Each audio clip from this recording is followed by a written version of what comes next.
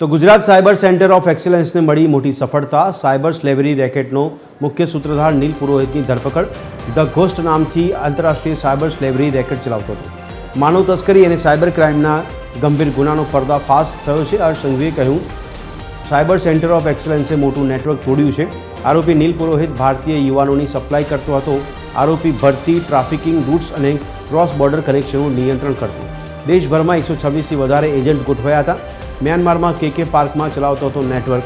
30થી વધુ પાકિસ્તાનીઓના સંપર્કમાં હતો આરોપી નીલ પુરોહિત। 100થી વધુ કંપનીઓના સંપર્કમાં હતો આરોપી। કંબોડિયામાં 1000થી વધુ લોકોની માંગણી કરાઈ હતી।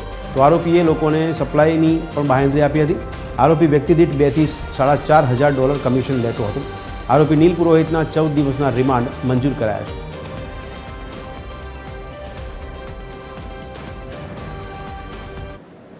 ધ ઘોસ્ટ તરીકે કામ કરતા આ નીલ પુરોહિતને મલેશિયા ભાગી જવાની ફિરાકમાં હતો અને એરપોર્ટ પરથી અરેસ્ટ કરવાની કામગીરી કરી છે। ધ ઘોસ્ટને આજ સુધી કોઈ બી ઓળખતું નહોતું, કારણ કે જે આના ભોગ બન્યા હતા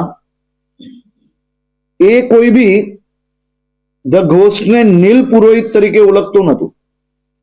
અને આ ગુનેગારે ક્યારેય ભારતીય ટેલિકોમ કંપનીના સિમ કાર્ડનો ઉપયોગ કર્યો નથી કે કોઈ બી વિક્ટિમ્સે આનો ચહેરો નહોતો જોયો।